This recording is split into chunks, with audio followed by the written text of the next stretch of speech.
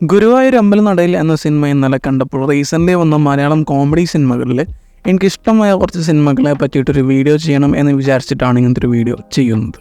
So let's get started. ഒരു ലൗഡായൊരു ഫണ്ണിയായ പൃഥ്വിരാജ് എന്ന് പറയുന്നത് എനിക്ക് അങ്ങനെ ഒരു തോട്ട് കൊടുക്കാൻ പറ്റിയൊരു കാര്യമല്ല. ഈ ഒരു ഡിസ്ക്രിപ്ഷന് അഡാപ്റ്റായ ഒരു ആർട്ടിസ്റ്റ് ആണെന്ന് വരെ ഡൗട്ട് ഉണ്ടായിരുന്നു. പക്ഷേ സിനിമയിൽ വരുന്ന സമയത്ത് നല്ല സിങ്ക് ഉണ്ടായിരുന്നു.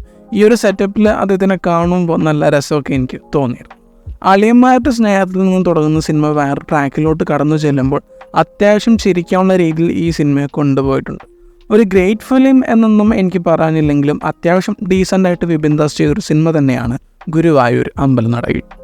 ഒരു സെറ്റയർ ജോണറിൽ വരുന്ന സിനിമയാണെങ്കിലും വളരെ ക്രിയേറ്റീവായിട്ട് തോന്നിയൊരു സിനിമയാണ് നാദാകേസ്. കോർട്ട് റൂം സീനുകളിൽ വരുമ്പോൾ ഡ്രാമാറ്റിക് ആയ പ്രസൻറ്റേഷൻ ഇല്ല. ലോയേഴ്സിൻ്റെ സ്മാർട്ട്നെസ് കാണിക്കാൻ വേണ്ടിയിട്ട് ഓവറായ ഡ്രാമ ഇടുന്നില്ല. മോർ ഓവർ ആ ഒരു പശ്ചാത്തലവും തന്നെ വളരെ നാച്ചുറലായിരുന്നു.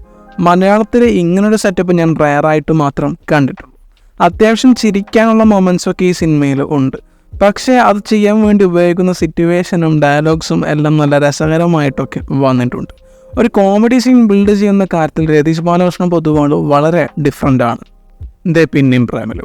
പക്ഷേ കോമഡിയുടെ കേസ് പറയുമ്പോൾ എനിക്കിത് പറഞ്ഞല്ലേ പറ്റൂ.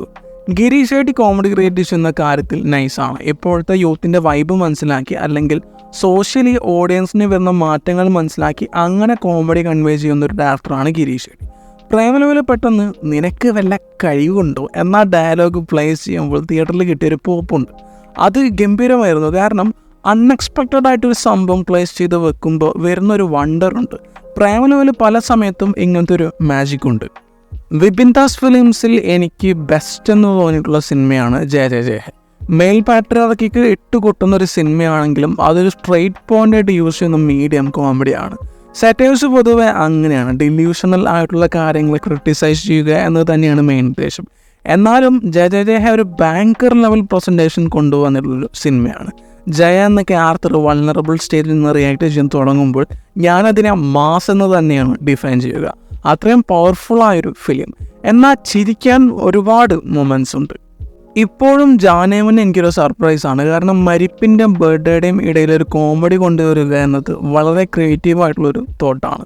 ഒരു സൈഡിൽ വളരെ സാഡായ ഡിസപ്പോയിൻറ്റഡ് ആയ ക്യാരക്ടേഴ്സ് ഉണ്ടാകുമ്പോൾ മറ്റേ സൈഡിൽ നല്ല ഫണ്ണിയായി വൈബായിട്ട് നിൽക്കുന്ന ക്യാരക്ടേഴ്സ്.